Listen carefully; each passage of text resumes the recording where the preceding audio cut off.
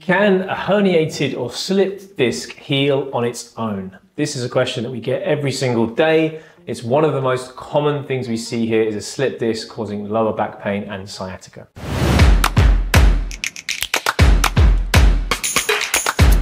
So my name is Dr. Jeremy Andrews. I'm a doctor of chiropractic here at West Chiropractic in Surrey, and we help people with chronic low back and knee pain avoid a lifetime of painkillers and surgery. So can a disc actually heal on its own? So in this video, we'll bust the myth surrounding this question. I'm going to show you some research-backed insights and also explain what happens in your body when a herniated disc can heal naturally. We'll also discuss what to avoid and how to support your recovery, so let me get into it. So, spoiler alert, can a herniated disc heal on its own? The answer is yes. So the research shows that many herniated discs improve with conservative treatment, and sometimes they even resolve completely without surgery. So here are some key findings. Studies show that 90% of people with a herniated disc feel significant pain relief within 6 to 12 weeks. Now I appreciate that can be a little bit long for some people. They often resorb or retract naturally as the body heals, and surgery may provide faster relief in some cases, but over time conservative care often leads to similar outcomes without the complicated risks of surgery. You do roll the dice, which is why a lot of spinal surgeons will try and avoid doing surgery. So how does it happen? How does a herniated disc actually heal? Surely when you're in this much pain, it can't heal on its own. So there's 3 natural processes that your body uses to repair itself. The first one is retraction. So in many cases, the herniated part of the disc retracts back into place. So essentially what's happening here, if I show you, you can see the disc, it pops out like that. Now, how on earth is that going to come back into place? Well, over time, the pressure comes off of the vertebra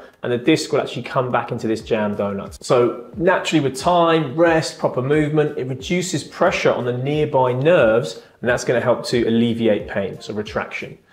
The second one is resorption. So think of your disc like a sponge or a jam donut. When it's injured, the fluid will leak out, causing the disc to bulge. But over time, the body resorbs this fluid, reducing the size of the inflammation and relieving that pressure on the nerve. And number 3, the immune response. The immune system recognizes the herniated disc material as foreign and works to break it down. Almost like a little army of Pac-Man cells eating away at that problem. This process helps to resolve the irritation caused by the disc.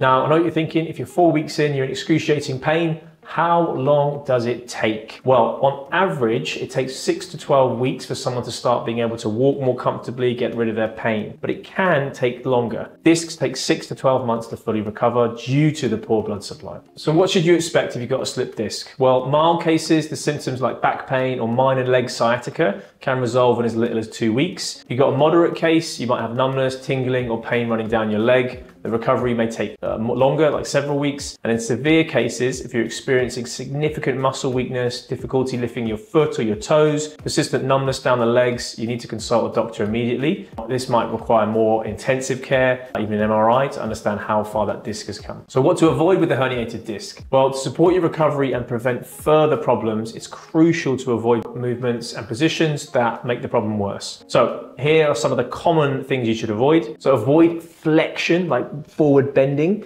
Bending with a rounded back puts excessive pressure on the disc, making it bulge even more. So things like sit-ups are an absolute no-no when you have disc issues. So things like picking up things from the floor, picking up kids, tidying up after kids, just be really careful. Number 2, sitting position in your chair, slouching or pushing your hips forward can compress the spine over time. Instead, sit nice and upright with a proper lumbar support. And number 3, twisting and rotating the spine whilst bending forwards, like during twisting crunches, can aggravate a herniated disc. So replace these with safer core exercises that don't involve flexion or twisting, using your legs as levers. And number 4, your sleeping position. Avoid sleeping in a curled up fetal position. If you're a side sleeper, this is going to round the spine and can make the symptoms worse. You really want to make sure that you're lying straight if you're on your side with the legs at 45 degrees and not tucked up and not having your legs like this, okay? So make sure you're nice and upright, keeping the back as straight as possible, and keep that pillow underneath your knees if you're lying on your back to keep your spine nice and neutral.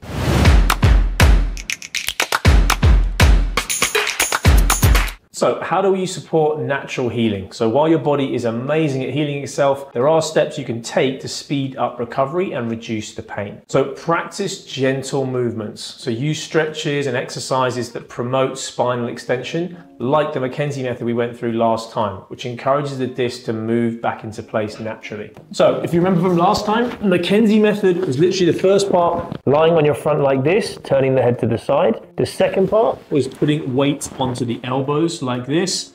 And if you remember, the third part was pushing up, and then fourth, pushing up right like this. So if you're struggling with symptoms at the moment, I wouldn't go much further past this, holding for 30 seconds, and then relax down, coming back up for 30 seconds, keep the head straight, and then relax back down. Do that 5 to 6 times. 2, improving your posture. So focus on maintaining proper alignment during daily activities. So ergonomic chairs, lumbar rolls, and taking breaks to avoid prolonged sitting, especially if you're working from home. Chat to a chiropractor. I know I'm biased, but if you're unsure about your symptoms, or you need guidance, come see us at West Chiropractic or go see a physiotherapist or another chiropractor.